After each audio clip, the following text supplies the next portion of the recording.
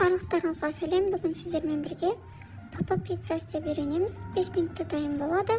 Күріш ұнынан жасалады.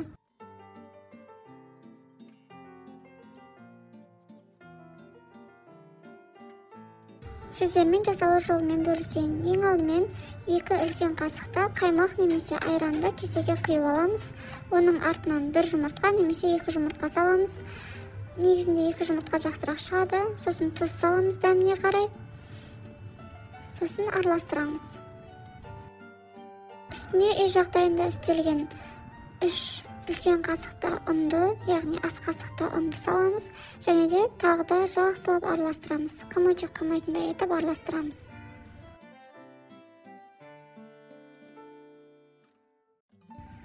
Сковородкаға осындай қолдың майын немесе гахай майды жағып аламыз. Оның артынан мен пиццаның формасы әдемі болып шығу үшін осындай қалып қойдым. Оның үстіне алдын ала жасалған қамырды салдым. Бетін жауып қоямыз. Шамамен 5 минуттай осылай беті жабық тұрады. 5 минуттан кейін ашамыз. Сосын бетіне айхербтің кетчубы немесе осындай жаңағы үй жағдайында істелген томатты қолдансаңыздар болады. Барлық жағына жағып шықтым. Маған 3 қасықтың өзі жетті. Одан кейін сырды теркадан өткізіп, бетіне себеміз. Терканың майда тісінен өткізсеңіздер өте дәмді болады.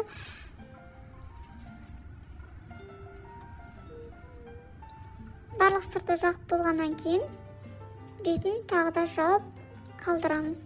Сыры ерген уақыттан бастап алып жіберулеріңізге болады. Өте дәмді, сондай тойымды, әрі пайдалы пицца болып есептеледі.